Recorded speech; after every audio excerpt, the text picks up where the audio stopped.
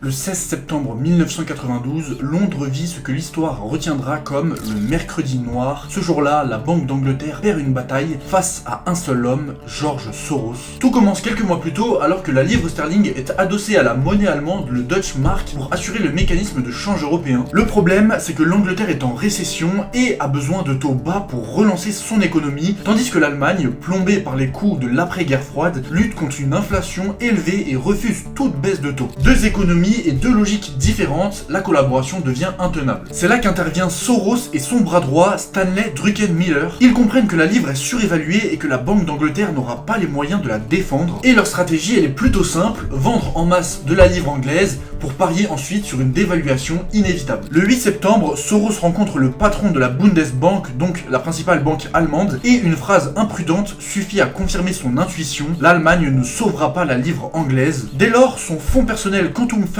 augmente sa mise de 1,5 à 10 milliards de dollars. Le 16 septembre, la Banque d'Angleterre tente l'impossible, elle brûle ses réserves de change, relève les taux, mais rien n'y fait. Les marchés, rejoints par d'autres hedge funds, s'acharnent. À 19h, Londres capitule, la livre sort du mécanisme européen et se dévalue brutalement. En une journée, Soros va empocher 1 milliard de livres sterling. Personnellement, il touchera dans sa poche 250 millions, mais son fonds, lui, affichera une performance de 69% sur l'année. Et pour ceux qui connaissaient déjà George Soros, vous le savez bien, après cet épisode, le monde le renommera l'homme qui a cassé la Banque d'Angleterre. Mais derrière ce coup de génie financier, il y a une leçon glaçante. Parfois, la spéculation d'un seul homme peut faire plier tout un système financier.